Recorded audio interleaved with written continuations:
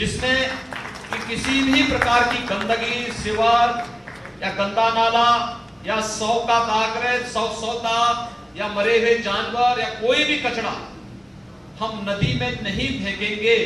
ये हमारा ये संकल्प होना चाहिए और इसके लिए जो प्रयास प्रारंभ हुए हैं उन प्रयासों के साथ जुड़ना।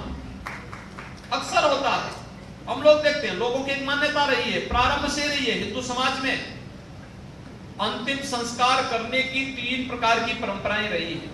अग्नि संस्कार की रही है, भू समाधि की रही है और जल प्रवाह की रही है।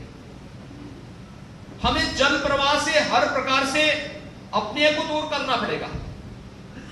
अंतिम संस्कार की कार्रवाई को भी अग्नि संस्कार के साथ जोड़ करके आगे बढ़ाना होगा और इस कार्य में प्रारंभिक वर्षों में काफी सफलता प्राप्त हुई। लोगों ने इसमें सहयोग भी किया। हमें लोगों को जागरूक करना पड़ेगा। मरे हुए जानवरों को नदी में नहीं फेंकना।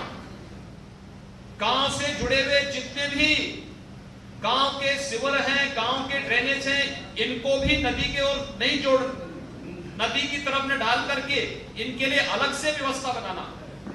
और अब तो बायो रेमेडिएशन की जो व्यवस्थाएं हो चुकी हैं, अगर हम आधुनिक तकनीक को अपना करके थोड़ा भी प्रयास कर लें, हर एक ग्राम पंचायत में उसको हम जोड़ करके कम खर्चे में बेहतरीन व्यवस्था दे सकते हैं। और इसी के लिए हम लोगों ने जब 2019 में गंगा परिषद की पहली बैठक कानपुर में प्रधानमंत्री मोदी जी की अध्यक्षता में हुई थी, तो उस बैठक के बाद हम लोगों ने उत्तर प्रदेश के अंदर गंगा यात्रा निकाली थी। मां गंगा के प्रति प्रत्येक गंगा पुत्र को जागरूक करने की दिशा से गंगा यात्रा निकली थी। ये गंगा यात्रा बिजनौर से कानपुर तक और बलिया से कानपुर तक की यात्रा निकाली गई थी। यात्रा के पूरे मार्ग पर लोगों में जो उत्साह था वो देखने लायक था।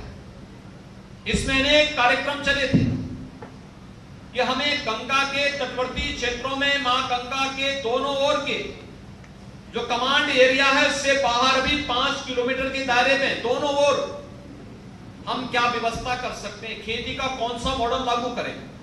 कोई केमिकल फर्टिलाइजर, कोई पेस्टिसाइड नहीं, प्राकृतिक खेती के लिए किसानों को प्रोत्साहित करने, उस उपज की ब्रांडिंग करने, उसके लिए मार्केटिंग उपलब्ध करवाने,